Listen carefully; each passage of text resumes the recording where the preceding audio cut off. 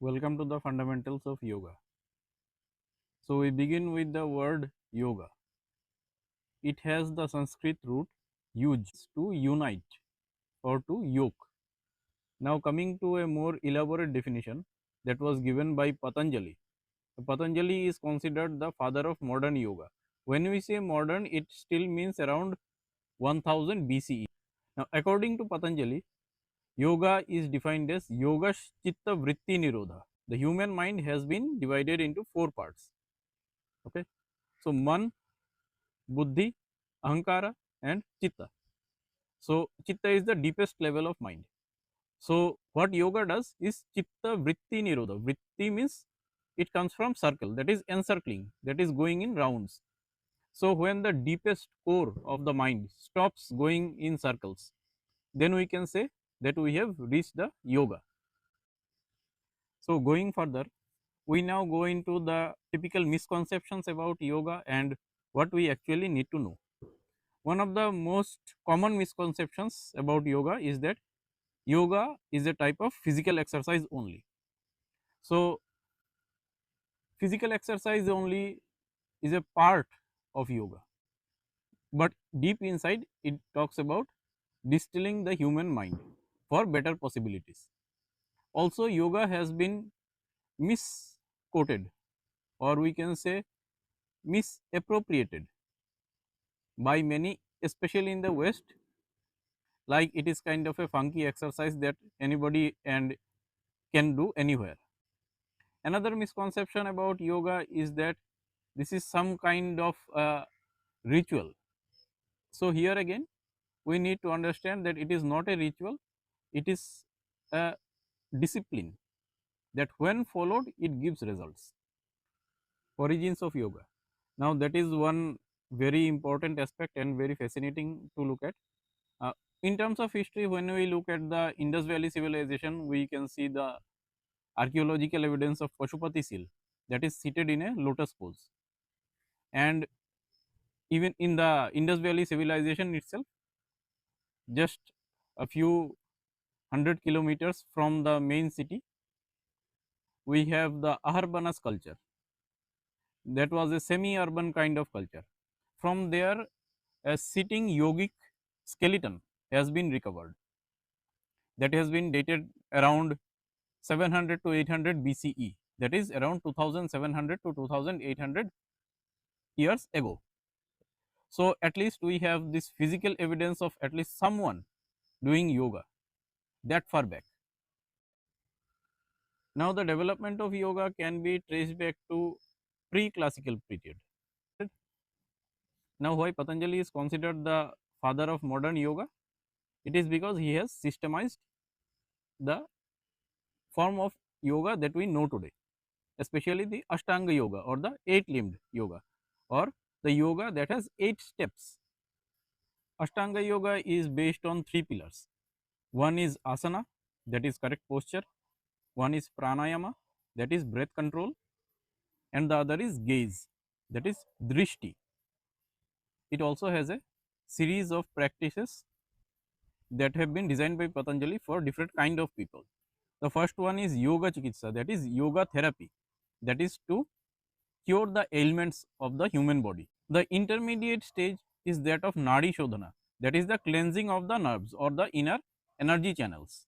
That is for the intermediate practitioners who want to delve deeper into the yogic sciences.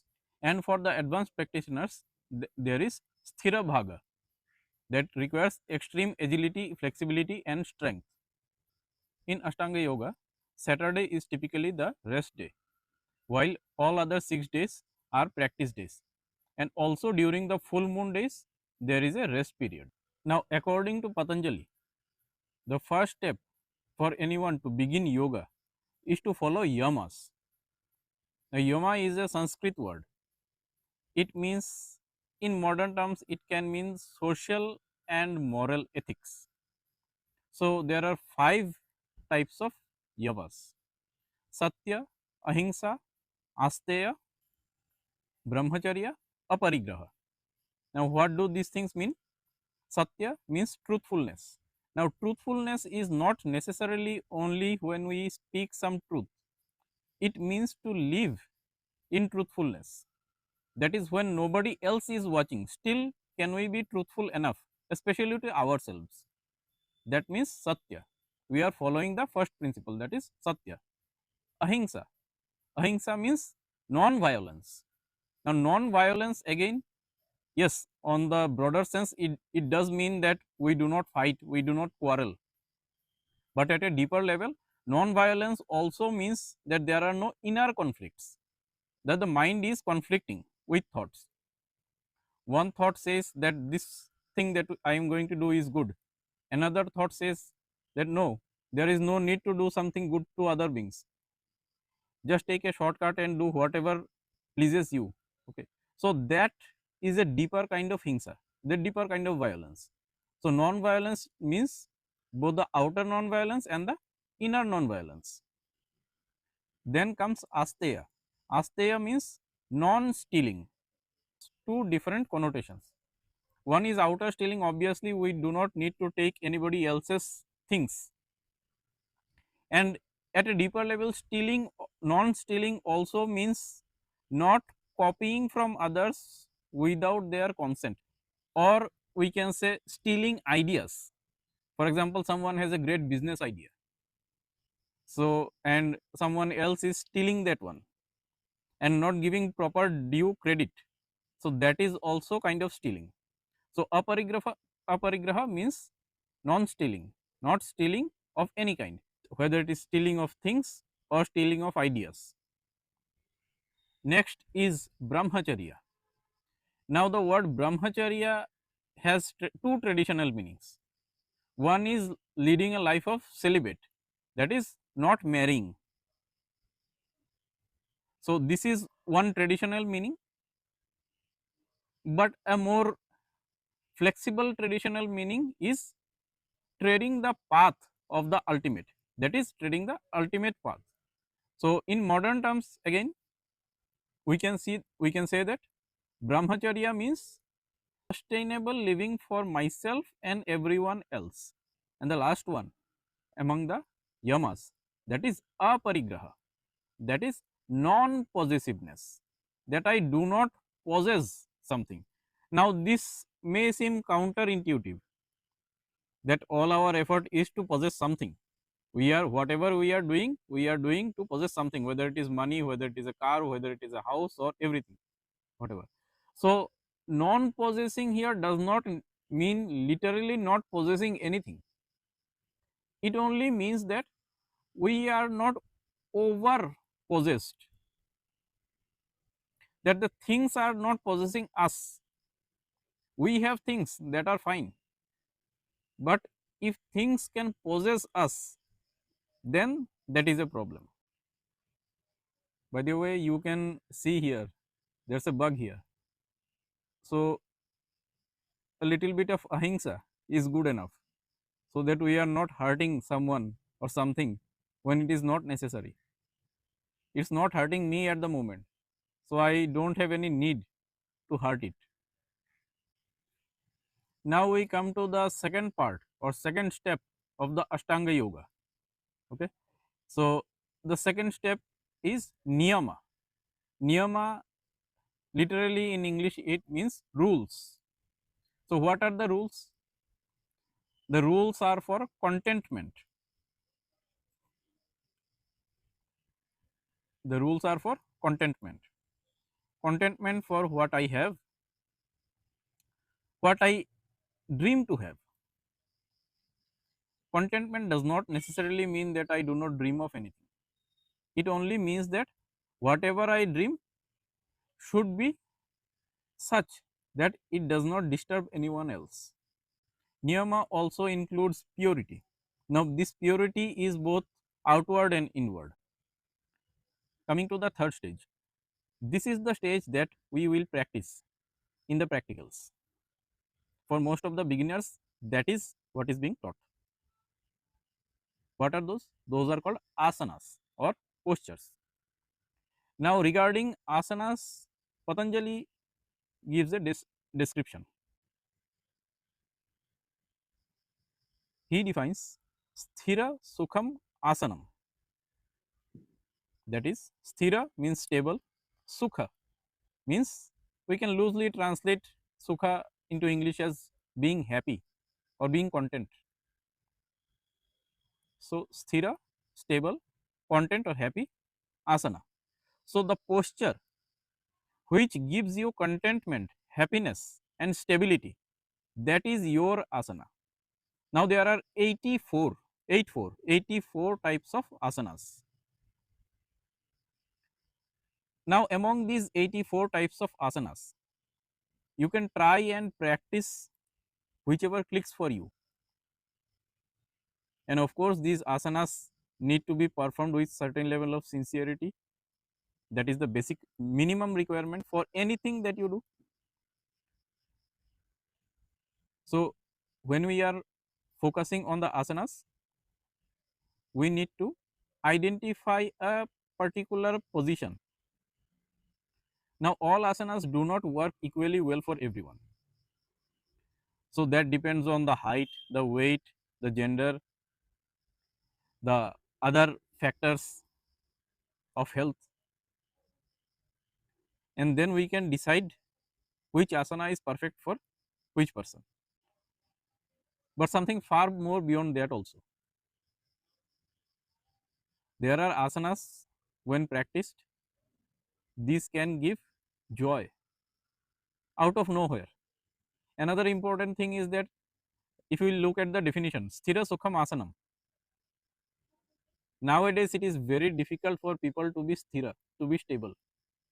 Every now and then what we are doing is taking out the mobile, checking any updates on social media or clicking photos, doing this, doing that.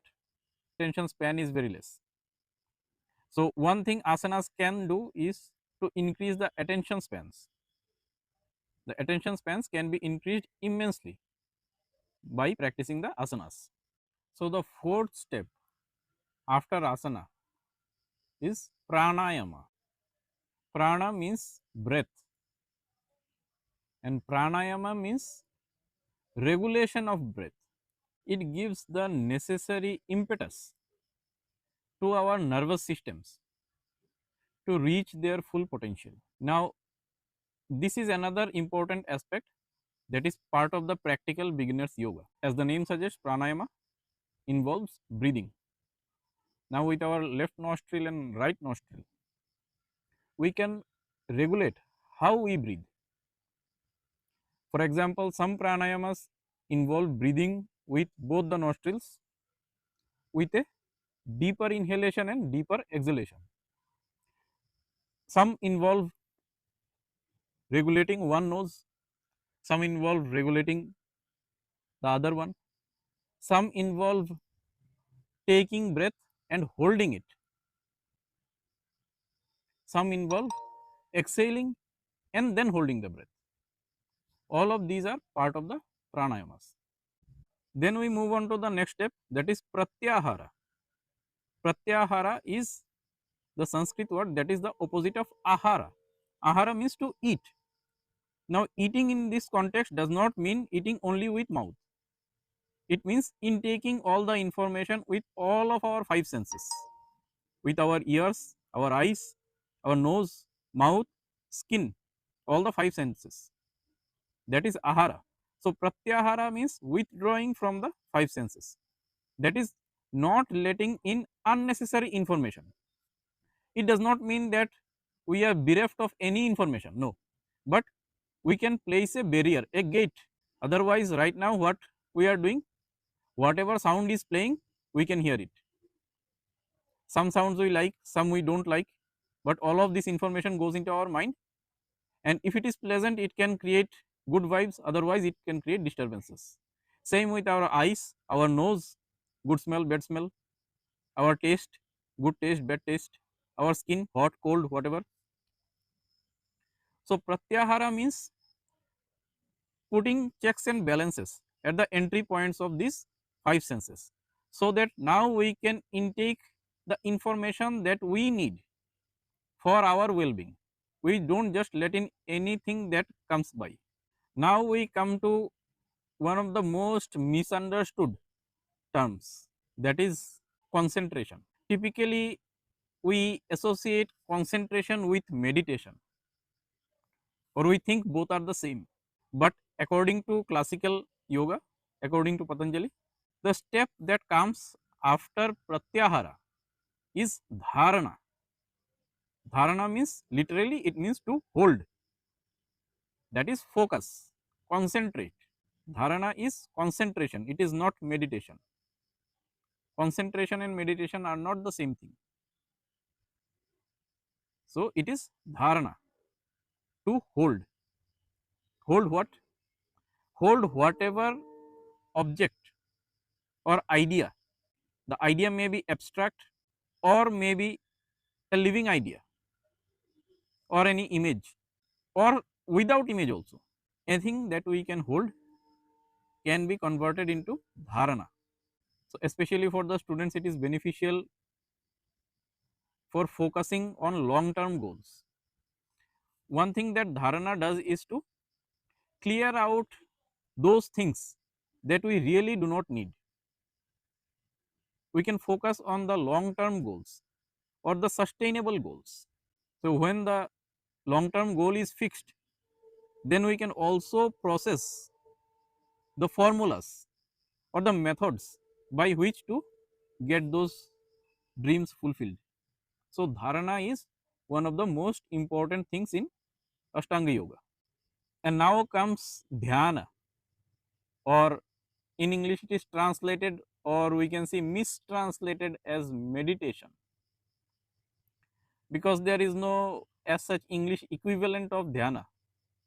Meditation is the closest meaning that we can think of. But again, dhyana, we need to understand why it is after dharana. Dharana is goal setting. You have set a goal. Now you have a goal, that is dhyaya. Now what dhyana does is to immerse yourself in the process which can manifest that goal. So first it is dharana, that you set a goal, that should be a reasonable goal. Then we get into dhyana.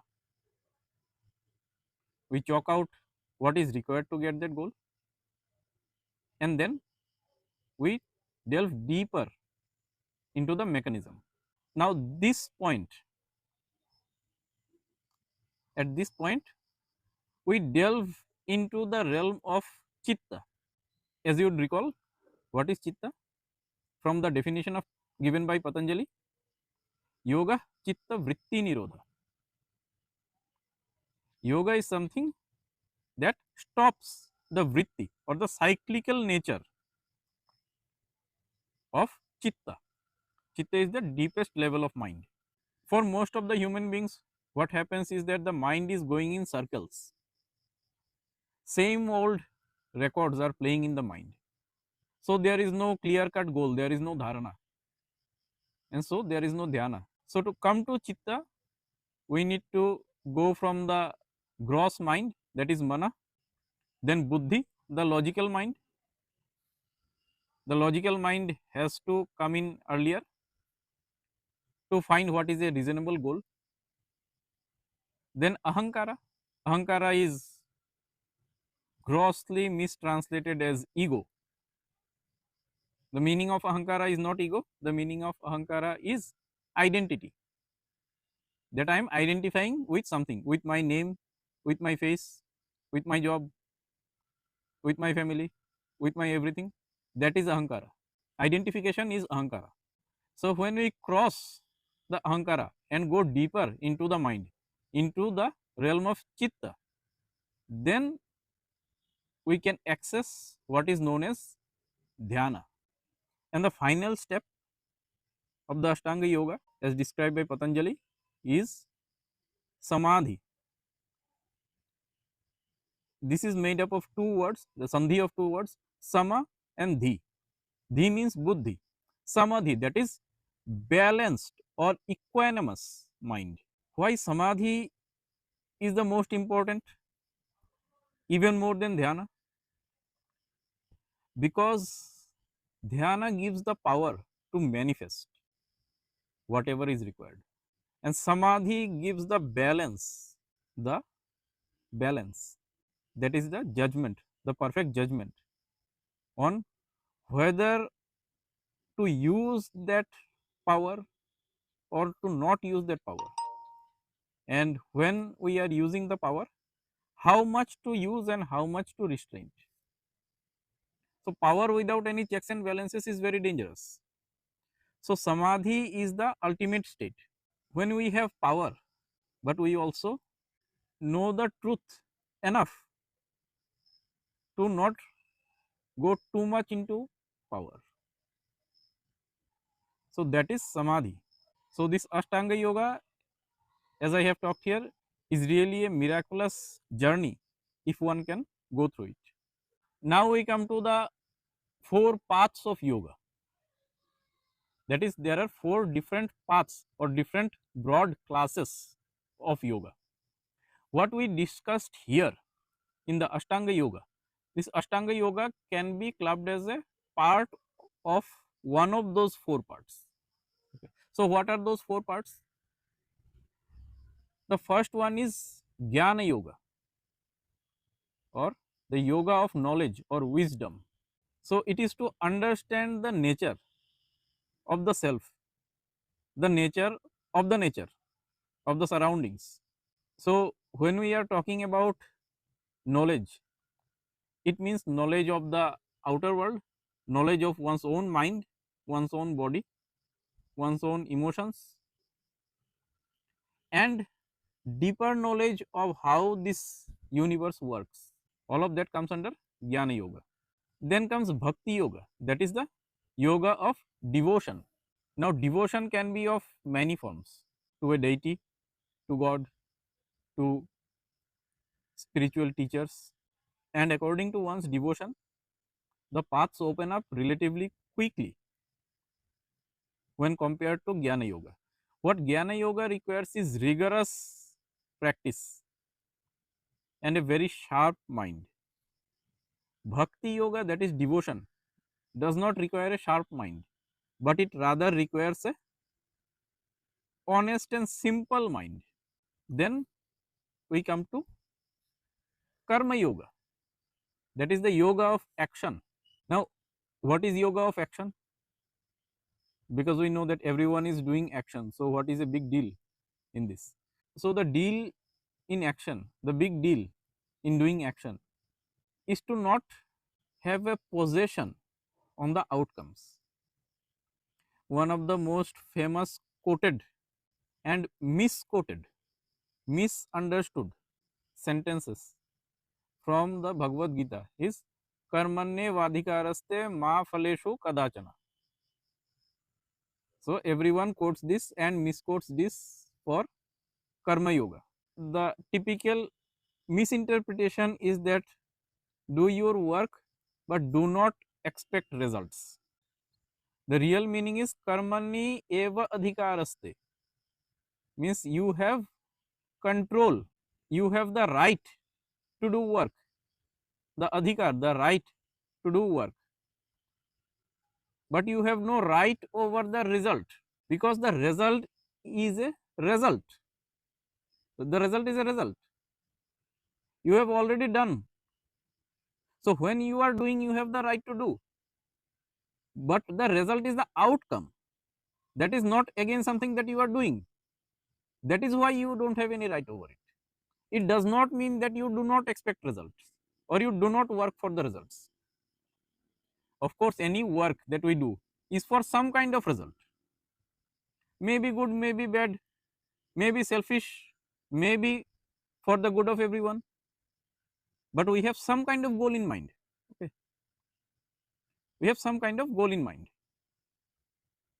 Now, if we say that you should not have any expectation of result, this is a gross misinterpretation from Bhagavad Gita. So, karmani eva adhikaraste ma phaleshu kadachana.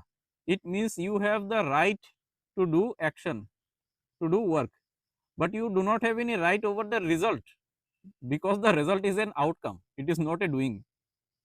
So, you do not have a right over the result because it is not a work. it 100% means that you must expect a result and work for it. But when the result comes, then you accept the result. Expect and accept both. And finally, we come to Kriya Yoga. So, the Ashtanga Yoga of Patanjali we have discussed that can be clubbed as a part of Kriya Yoga. Kriya Yoga is channelizing the internal work. Internal means it is a deep dive into our energy systems. That is even deeper than the mind, deeper than the senses. It's a deep dive into our energy systems, the nervous systems, and even deeper. That is Kriya Yoga. So, Ashtanga Yoga is a part of the Kriya Yoga. So, these are the some of the basic things that a beginner in yoga needs to understand. In the next episode, we will deal with some other aspects, the fundamentals of Dhyana.